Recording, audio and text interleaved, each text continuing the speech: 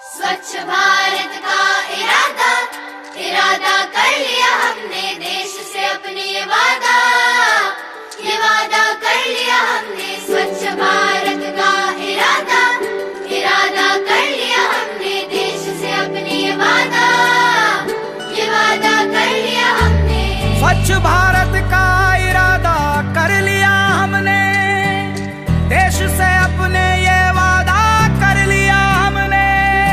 स्वच्छ भारत का इरादा इरादा कर लिया हमने, देश से अपने ये वादा कर लिया हमने। हमसे निकलेगी स्वच्छता की एक नदी, चल चल चल चल कल कल कल कल एक धुली सी जिंदगी। स्वच्छता की जोत लेकर घर घर जाएंगे, साफ सुथरी रोशनी में सब नहाएंगे। हर गली अब उन्नति की राह जाएगी, धूप आशा की आंगन आंगन गाएगी। स्वप्न गांधी जी का अब साकार करना है, स्वच्छता का देश में त्योहार करना है।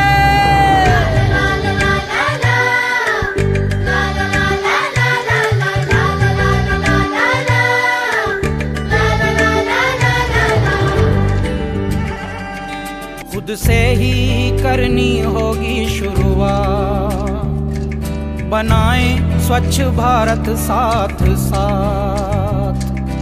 एक पवित्र सी हवा बहेगी, उज्जवल उज्जवल हो भारत। कोना कोना निर्मल होगा, विश्व कहेगा जय भारत। जाग उठेंगे भाग्य हमारे, स्वच्छ बनेगा ये भारत। जाग उठेंगे भाग्य हमारे, स्वच्छ बनेगा ये भारत।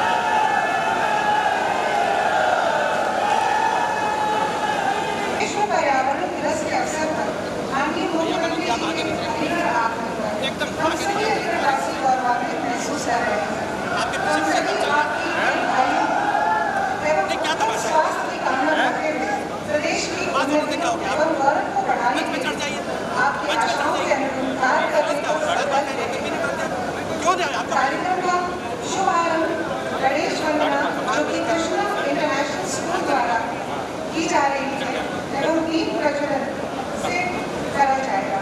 कर्तव्य नगर निगम की परंपरा अनुसार वंदे मातरम गीत एवं नृत्य प्रस्तुत किया जाएगा।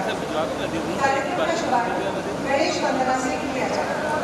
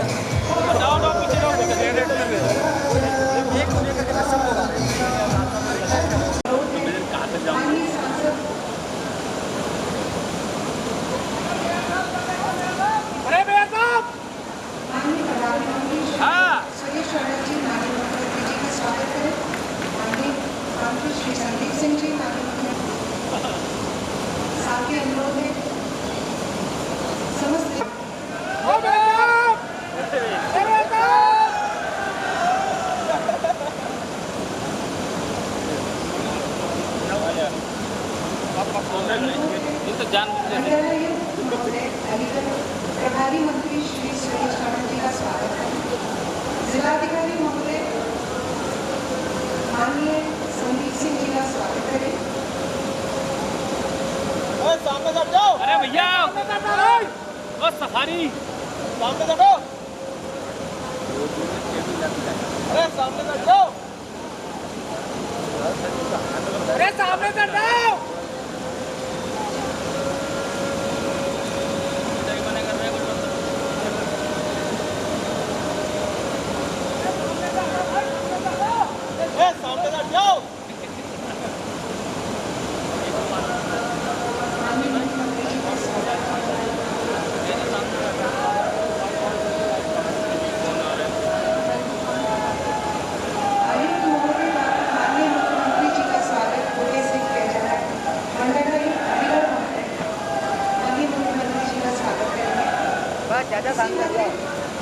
दुर्गा सांस्कृतिक कला केंद्र के बच्चों द्वारा वंदे मातरम गीत जो कि नगर निगम की परंपरा रही है उसका प्रदर्शन करेंगे।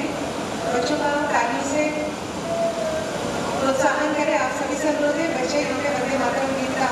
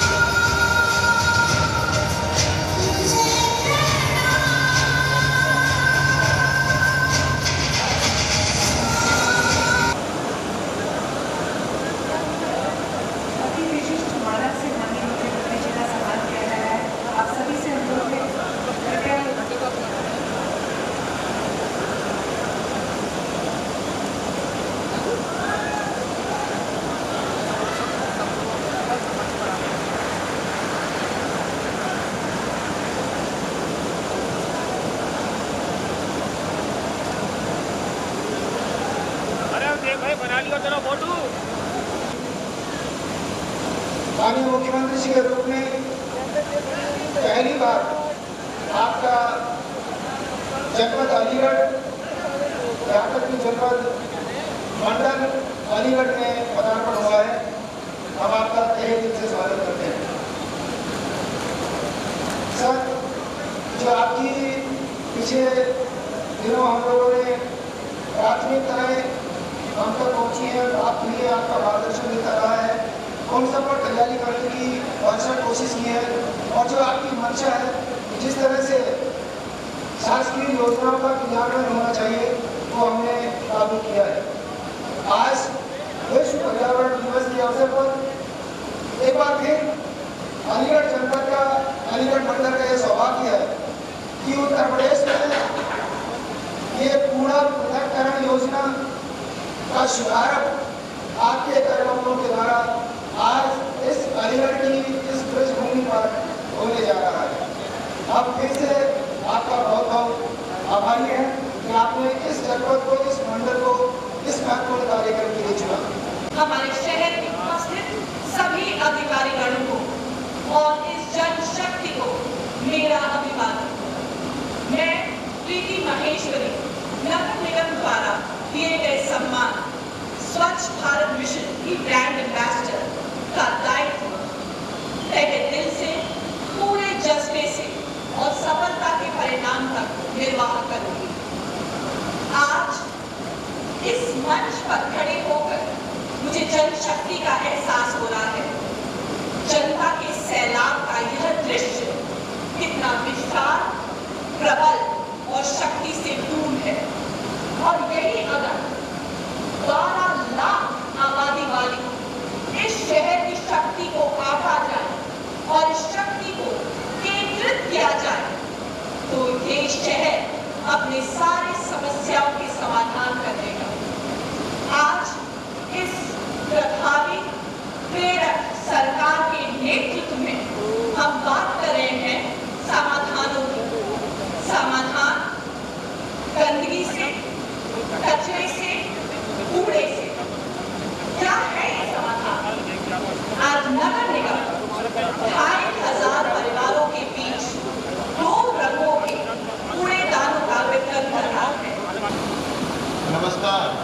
नमस्ते साहब। आप लोग यहाँ क्या कर रहे हो? साहब कूड़ा इकट्ठा कर रहे हैं। इस कूड़े से तुम लोग रोज का कितना कमा लेते हो? साहब 200 रुपये रोज। अच्छा, और ये बच्चे स्कूल जाते हैं? नहीं साहब, इतना कहाँ हो पाता है। हम अपने बच्चों को स्कूल भेज पाए, और अगर यह स्कूल जाएंगे तो गुजारा कैसे चलेगा। लेकिन हमारा बच्चा नहीं स्कूल जाए, ऐसा हम चाहते हैं। मैं आपके पास इसीलिए आया हूँ कि आपका बच्चा स्कूल जाए। वह कैसे साहब? बस तुम्हें अपना कूड़ा मुझे बेचना है, बदले में मैं आपको रोजगार, बच्चों को स्कूल, प्रधानमंत्री योजना का आवाज दिलाऊंगा।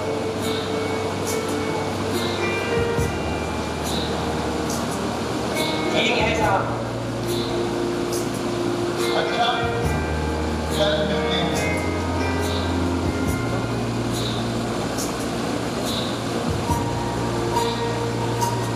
राम राम साहब।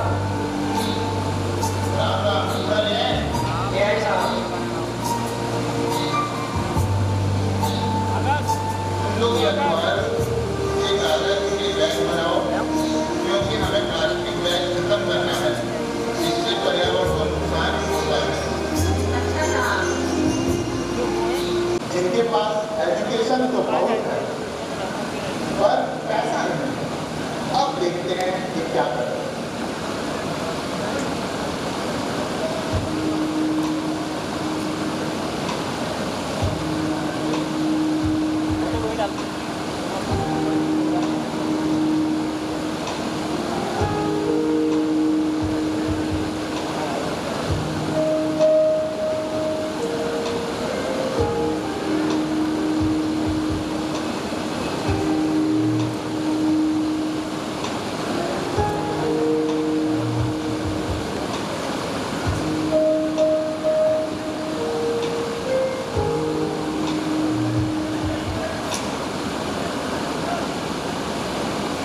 नमस्कार। नमस्ते साहब। आप लोग यहाँ क्या कर रहे हो? साहब कूड़ा इकट्ठा कर रहे हैं। इस कूड़े से तुम लोग रोज का कितना कमा लेते हो? साहब 200 रुपये रोज। अच्छा, और ये बच्चे स्कूल जाते हैं? नहीं साहब, इतना कहाँ हो पाता है।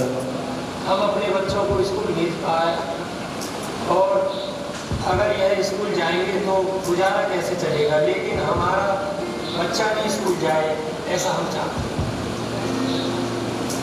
मैं आपके पास इसीलिए आया हूँ कि आपका बच्चा स्कूल जाए। वह कैसे साहब?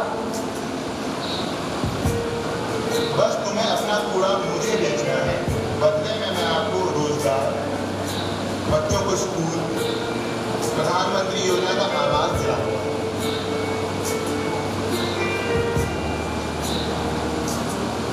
ठीक है साहब। अच्छा, कल मिलते हैं।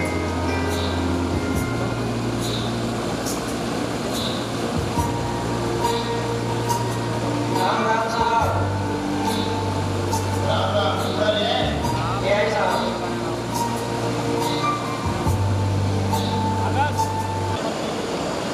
आज यहाँ मंच पर उपस्थित आदरणीय मुख्यमंत्री जी एवं सांसदगण, विधायकगण, महापौर महोदय एवं सभी पदाधिकारीगण, सभी लोगों को मैं प्रणाम करता हूँ।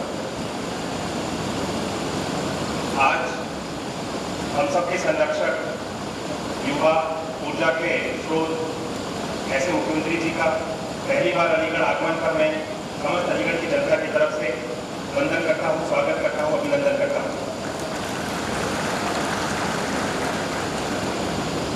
मित्रों, आप सभी जानते हैं पुरानी सरकारों द्वारा उनके पूरे कार्यकाल में जो कार्य पूरे नहीं किए जा सके, वो कार्य हमारी सरकार के 2 महीने के कार्यकाल में ही पूरे करके दिखाए गए हैं।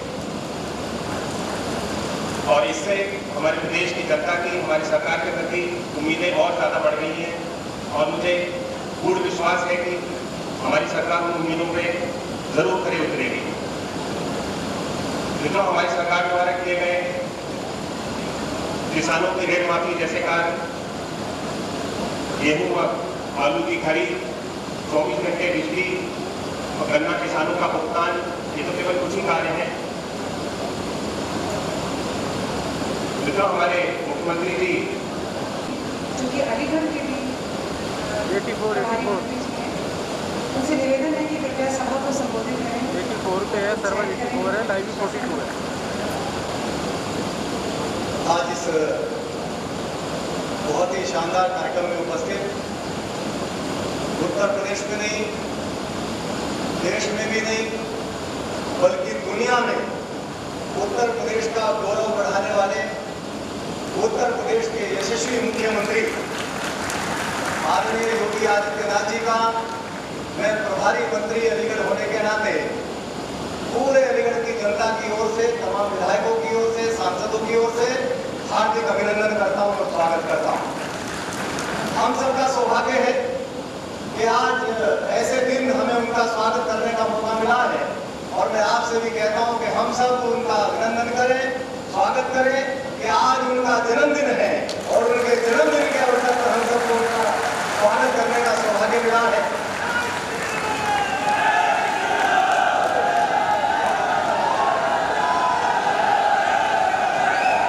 आज के पर्यावरण दिवस से हम सब जानते हैं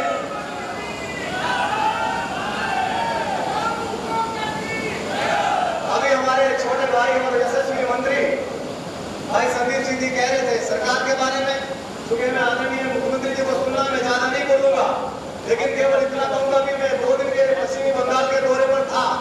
मैंने बड़े बड़े होर्डिंग लगे देखे, वहाँ अखबारों के माध्यम से देखा कि वहाँ की मुख्यमंत्री ने कहा है कि हमने किसानों का 200 करोड़ रुपए का कर्जा माफ कर दिया। इतना बड़ा ऐतिहासिक हमने कदम उठाया। पश्चिम बंगाल की मुख्यमंत्री ने कहा, वहाँ मैं एक जनसभा में था तो मैंने कहा यदि किसानों की चिंता किसी से सीखनी है और किसानों की चिंता कैसी होती है तो उत्तर प्रदेश के मुख्यमंत्री से सीखो। आप 200 करोड़ का प्रचार कर रहे हो और आप 200 करोड़ की बात कर रहे हो, हमने 36,000 करोड़ से भी ज्यादा किसानों का कर्जा माफ किया। ऐसे आदरणीय मुख्यमंत्री जी हमारे बीच में, और मैं जानता हूँ कि आदरणीय मोदी जी के सपनों का उत्तर प्रदेश बने, इस सारे ब्लूप्रिंट में आदरणीय मुख्यमंत्री जी लगे हुए हैं। ये स्वच्छता अभियान पर उनका विशेष जोर है और स्वच्छता, तमाम प्रकार की स्वच्छता, भ्रष्टाचार की भी स्वच्छता, अपराध की भी स्वच्छता, और आप सब जानते हैं कि भ्रष्टाचार से और अपराध से यदि कोई स्वच्छता प्रदान कर सकता है, उत्तर प्रदेश में 15 साल की जमी हुई बेईमानी को यदि कोई हटा सकता है तो वो केवल आदरणीय मुख्यमंत्री जी हटा सकते हैं और उसी अभियान में लगे हुए।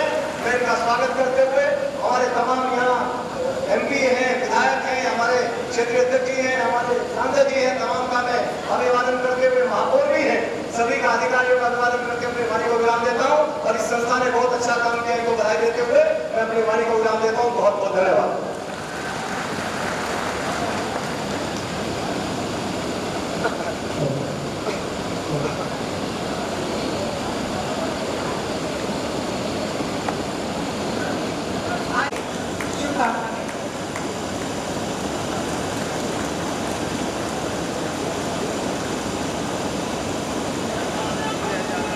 महापौर अलीगढ़ श्रीमती शकुंतला भारती द्वारा माननीय मुख्यमंत्री जी को स्मृति चिन्ह भेंट किया जाता है।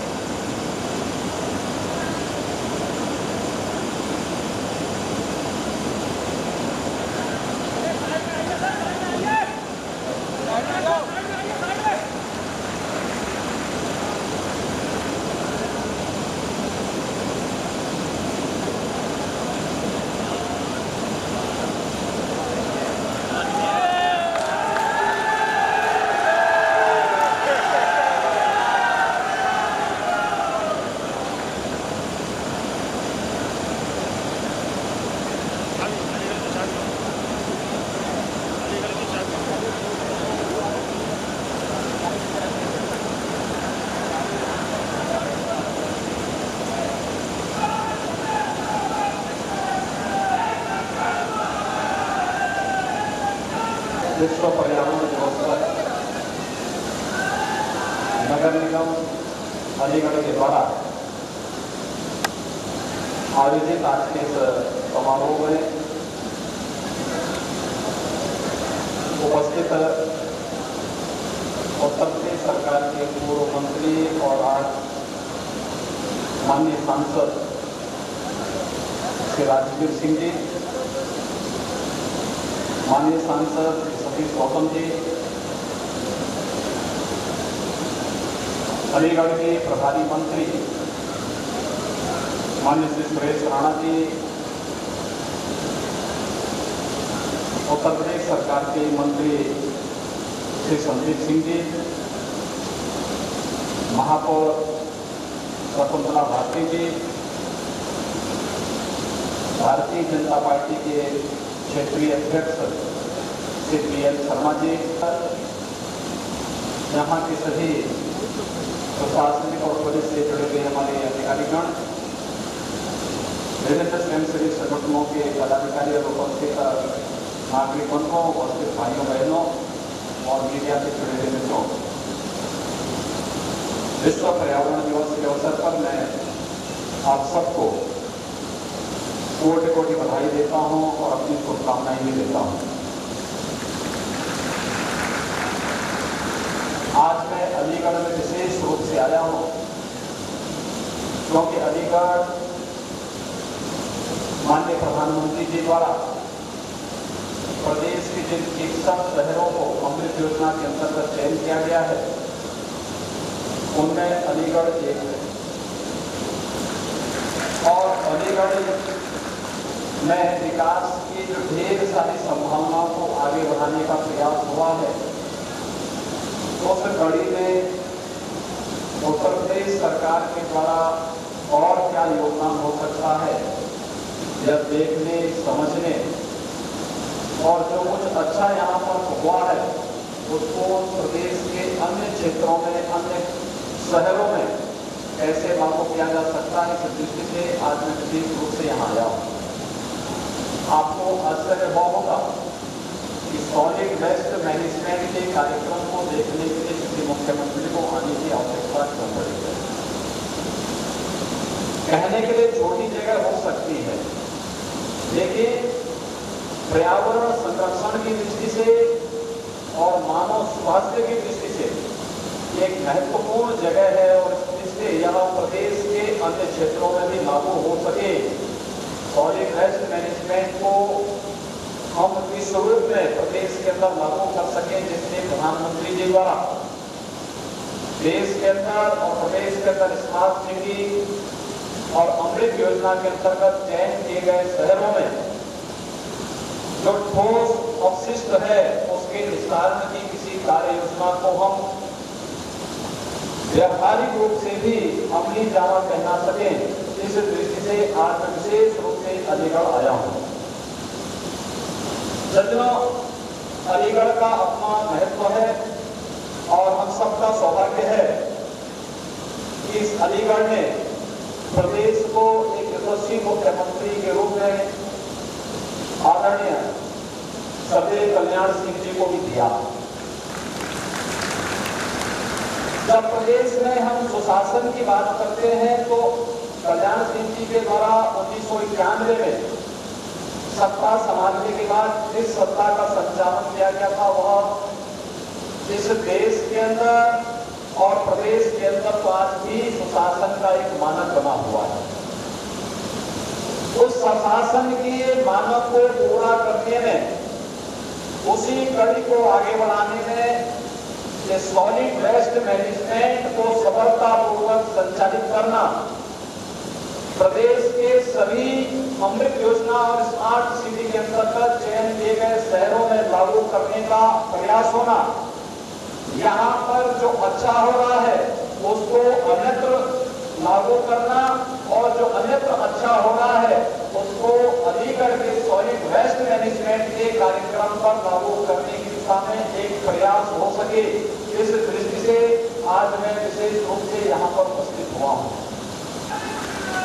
सज्जनों, आज विश्व पर्यावरण दिवस है और विश्व पर्यावरण दिवस के अवसर पर हम लोगों को अधिकाधिक वृक्ष लगाने चाहिए, पौधे लगाने चाहिए, चाहे यह कार्य हो हम उनके संरक्षण की व्यवस्था भी करें, उनकी सुरक्षा की व्यवस्था भी करें। हमें यह भी देखना होगा अपने नदी को, अपने तालाब को, अपने आसपास के प्राकृतिक जल के स्रोत को संरक्षित करने के लिए हमें उपाय करने चाहिए, जहाँ दिशा में हम सबको प्रयास करने होंगे। वहीं साथ ही साथ हम सबको ये ध्यान देना होगा कि पर्यावरण की सुरक्षा बगैर स्वच्छता की नहीं हो सकती। और इसीलिए देश के आदरणीय प्रधानमंत्री श्री नरेंद्र मोदी जी ने 2 अक्टूबर 2014 को एक स्वच्छ भारत अभियान की शुरुआत की थी। स्वच्छ भारत अभियान केवल एक नारा नहीं बल्कि एक जन आंदोलन बनना चाहिए। जन आंदोलन इसलिए क्योंकि इसके पीछे छुपा हुआ है इस समाज का स्वास्थ्य, इस स्वच्छता में छुपा है हम सबका स्वास्थ्य, और स्वास्थ्य के पीछे छुपा हुआ है एक सशक्त भारत, एक समर्थ भारत और एक श्रेष्ठ भारत की परिकल्पना को साकार करने का सपना। उस श्रेष्ठ भारत के सपने को साकार करने के लिए हम सबको किस स्तर पर प्रयास करने हैं, मुझे लगता है उसकी शुरुआत हमारे दैनिक जीवन में स्वच्छता अभियान से प्रारंभ हो सकता है। यहाँ पर मैं देख रहा था, मैं जब सॉलिड वेस्ट मैनेजमेंट के संयंत्र को देखने के लिए गया था, मुझे लगता है कि अच्छा प्रयास हुआ है और इसको और तीव्र किए जाने की आवश्यकता है। मुझे अच्छा लगा कि इस प्रकार के कार्यक्रमों को हम शहरों को, अपने नगरों को, अपने गांवों को साफ और सुंदर रखने के लिए जहां इस प्रकार के सॉलिड वेस्ट मैनेजमेंट के अभियान को आगे बढ़ा सकते हैं, वहीं साथ ही साथ इसमें और क्या सुधार हो सकते हैं, इस पर हम लोगों को प्रयास करना चाहिए। और मुझे प्रसन्नता है कि यहाँ की एक तहसील को भारत सरकार ने इस दृष्टि से सम्मानित किया है स्वच्छता अभियान को लेकर के। क्या ये अन्य जनपदों में, अन्य तहसीलों में लागू नहीं हो सकता क्या? हमारे गांव में स्वास्थ्य कर्मी है लेकिन गांव में गंदगी रहती है। प्रदेश सरकार और केंद्र सरकार गांवों को, शहरों को, जनपदों को ओडीएफ घोषित करने के लिए, यानी खुले में शौच से मुक्त करने के लिए एक बृहद अभियान चला रही है। लेकिन तब भी आप जाएंगे ईमानदारी के साथ, या तो शौचालय बन नहीं पाते और जहां बन गए हैं लोग उसका उपयोग नहीं कर पा रहे हैं।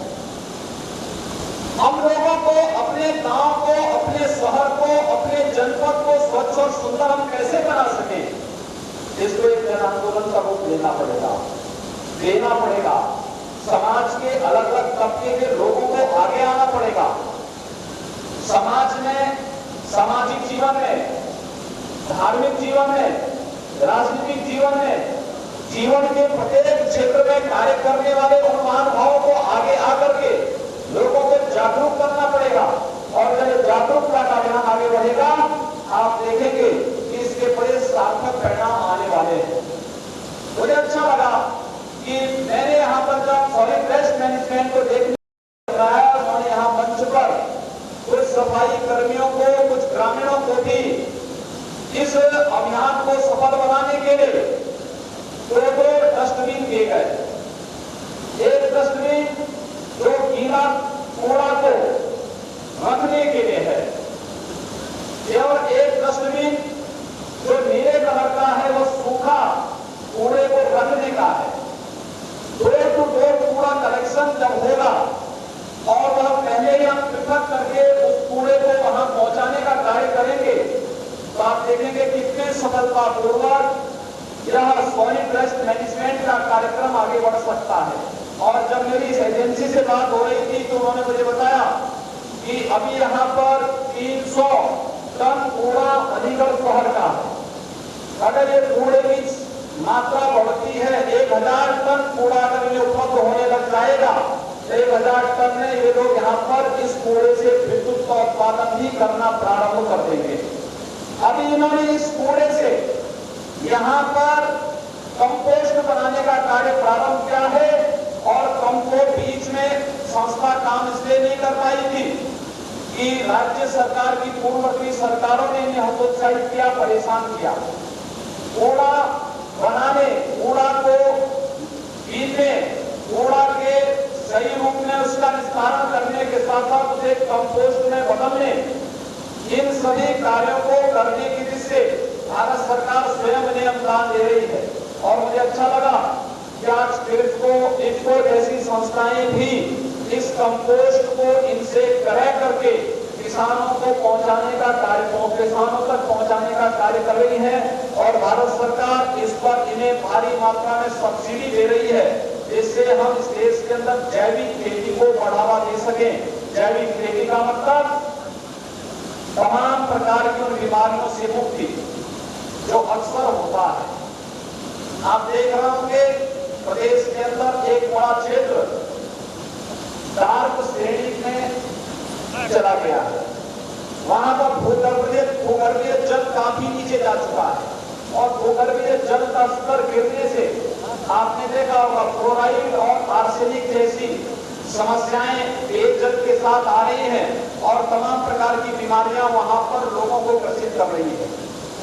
हमें अगर फ्लोराइड और आर्सेनिक से बचना है तो हमें जल संचयन के नए उपायों को बढ़ावा देना पड़ेगा। हमें जल संरक्षण के लिए नए उपाय तय करने पड़ेंगे। हमें अगर तमाम प्रकार की वेक्टर बॉर्न डिजीज से, विषाणु जनित बीमारियों से बचना है तो हमें उसके लिए कूड़ा निस्तारण की वैज्ञानिक पद्धति को अपनाना पड़ेगा। और ये वैज्ञानिक पद्धतियां हमें न केवल हमारे शहर को, हमारे गांव को स्वच्छ और सुंदर बनाए रखने में काफी मददगार होंगी। अभी तो इन योजनाओं के माध्यम से हम लोग न केवल अपने शहर और गांव को स्वच्छ बनाए रख सकते हैं, तो हम अपने समाज को स्वस्थ बनाने में भी सफल हो सकते हैं। और एक स्वस्थ समाज ही एक सशक्त राष्ट्र और एक समर्थ राष्ट्र की उस परिकल्पना को साकार कर सकता है, जिस परिकल्पना को आज देश के आदरणीय प्रधानमंत्री जी ने हम सबके सामने प्रस्तुत किया। मैं आह्वान करूंगा इस बारे में आप सबका। मुझे प्रसन्नता है नगर निगम अलीगढ़ सफलतापूर्वक इस कार्यक्रम को आगे बढ़ा रहा है और आवश्यकता है कि जहां भी कोई अच्छा कार्य करें, हमारे माननीय जनप्रतिनिधियों को उसको प्रोत्साहित करने के लिए आगे आना चाहिए। अच्छे कार्य किसी भी स्तर पर हो, हमें उसमें कोई संकोच नहीं करना चाहिए, किसी प्रकार का कोई संकोच हमें नहीं होना चाहिए, क्योंकि यह मनुष्य के जीवन से टिका हुआ एक संबंध है। मनुष्य का जीवन इस पर टिका हुआ है।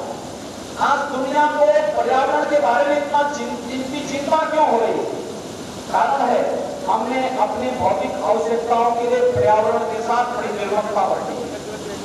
हमने अपने स्वयं के स्वार्थों के लिए, अपने भौतिक उपलब्धि के लिए, भौतिक संसाधन जुटाने के लिए हमने पर्यावरण के साथ पूरी निर्ममता की है। और उस निर्ममता का दुष्परिणाम क्या है?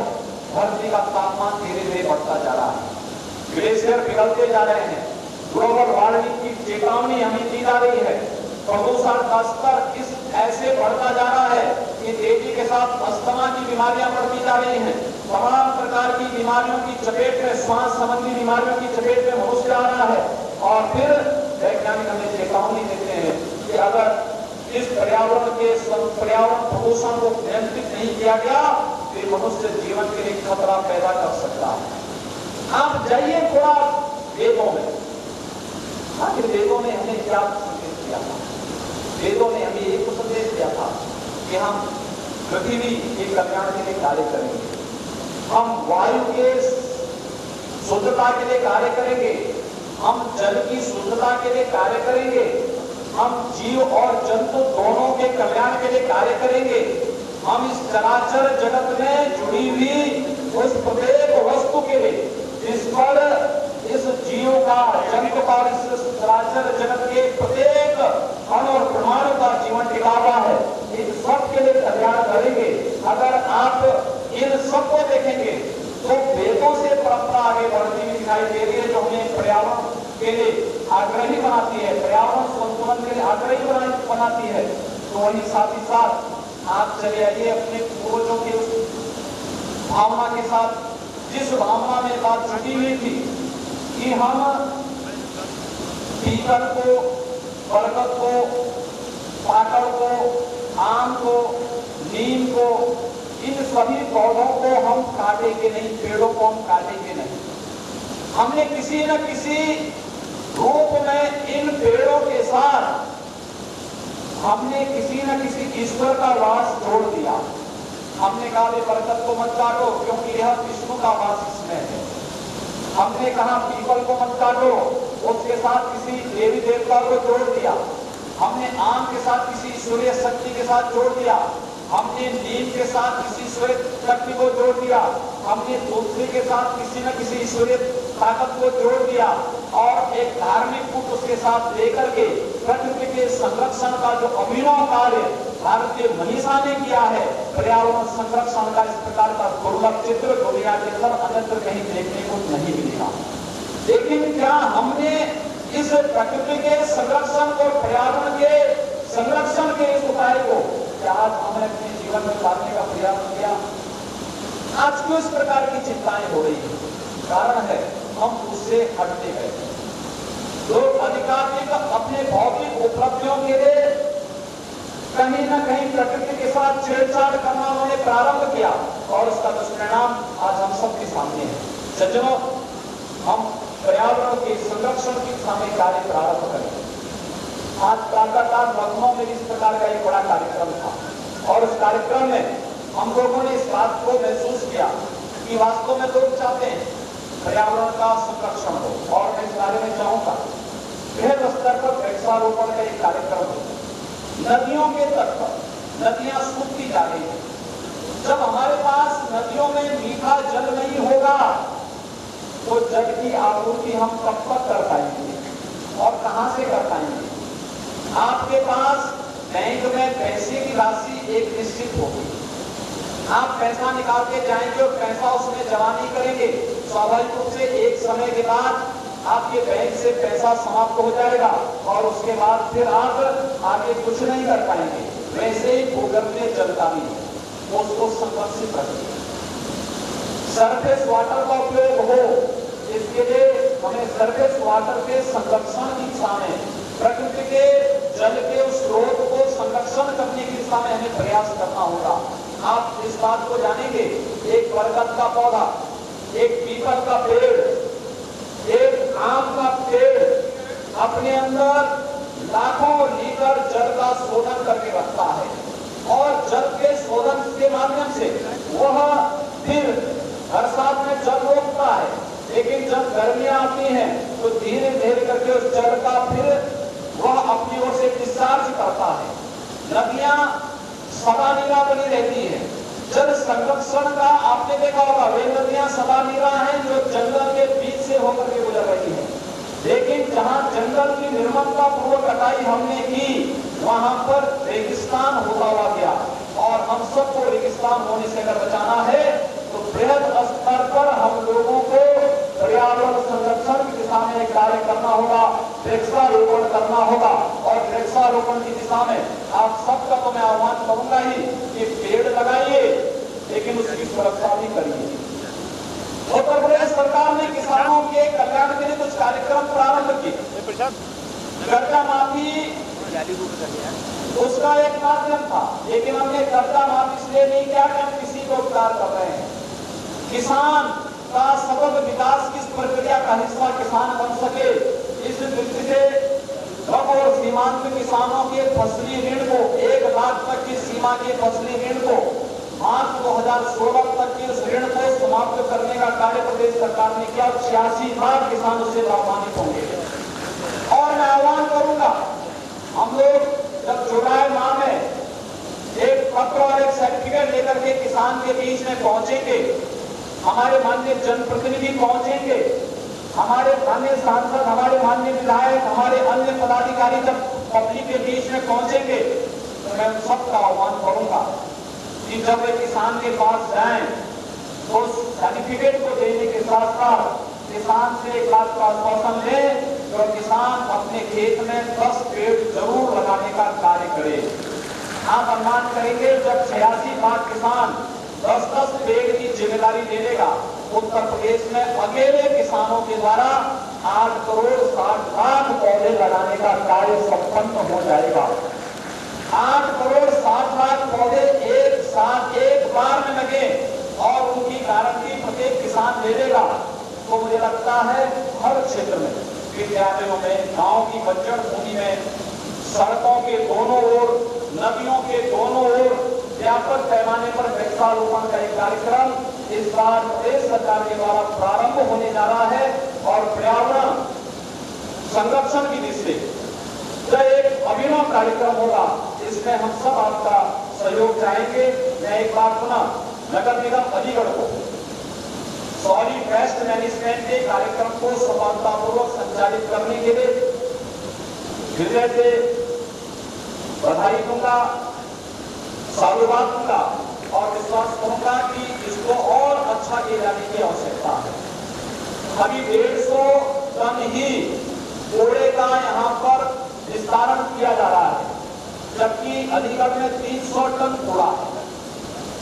300 टन कूड़े का उपयोग एक साथ प्रारंभ हो और आने वाले समय में इस कूड़े से विद्युत का उत्पादन भी नई तकनीक के अनुसार कैसे किया जा सकता है। हम लोग देश के मुख्यमंत्री जी मंच पर आसीन माननीय मंत्री संदीप भैया जी, माननीय मंत्री राणा जी, माननीय सभी विधायकगण, सभी अतिथिगण, यहाँ पर अतिथि रूप में आए हुए आज सभी को बधाई देती हूँ, सभी को शुभकामनाएं देती हूँ और माननीय मंत्री जी यहाँ पर आए उनके लिए बहुत बहुत साधुवाद, बहुत बहुत धन्यवाद, बहुत बहुत शुभकामनाएं। आज का विषय एक और है कि माननीय मंत्री जी का आज जन्मदिन भी है। उस शुभ अवसर पर 2 पंक्तियां कि उम्मीद है मुस्कुराउटी तमन्ना मुस्कुराउटी, उम्मीद है मुस्कुराउटी तमन्ना मुस्कुराउटी और आप इस हरिगढ़ में आए तो ये हरि की नगरी मुस्कुराउटी, हरि की नगरी मुस्कुराउटी। मेरे भाइयों, इस शुभ अवसर पर मैं उन्हें धन्यवाद दूंगी कि तुम्हें और क्या दे दुआओं के सिवा कि तुमको हमारी उम्र लग जाएगी। शब्दों के साथ जय हिंद, जय भारत, वंदे मातरम। बहुत बहुत धन्यवाद।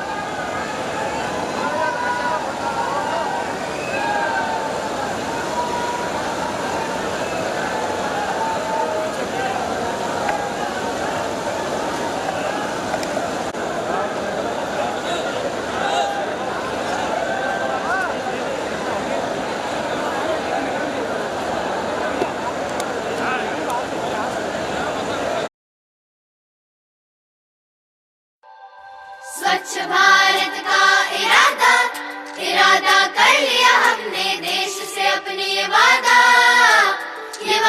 कर लिया हमने,